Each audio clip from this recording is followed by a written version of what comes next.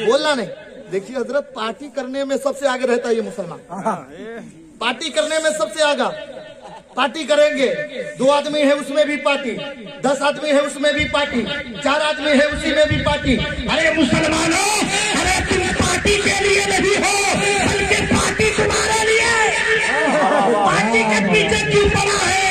अरे जब सब इंसान बोल रहा है, अभी देखिए इलेक्शन का जमाना आएगा, कोई रसपा के तरफ से बोलेगा, कोई भाजपा के तरफ से बोलेगा, कोई कांग्रेस के तरफ से बोलेगा, कोई एमालेट के तरफ से बोलेगा, कोई कांग्रेस के तरफ से बोलेगा। लेकिन मुसलमानों, मैं नहीं कहता नहीं बोलो, जहाँ पर जबान काम आए वहाँ पर जबान को चलाओ, जहाँ पर हाथ काम आए वहाँ पर हाथ के काम चलाओ, जहाँ पर इतिहास काम आए वहाँ पर इतिहास। हमको बोलना चलाया, लेकिन ये मुसलमान कब बोलेगा? अरे हर आदमी बोल रहा है, आप नहीं बोलोगे। हर पार्टी बोल रही है, आप नहीं बोलोगे। हर जमात बोल रही है, आप नहीं बोलोगे।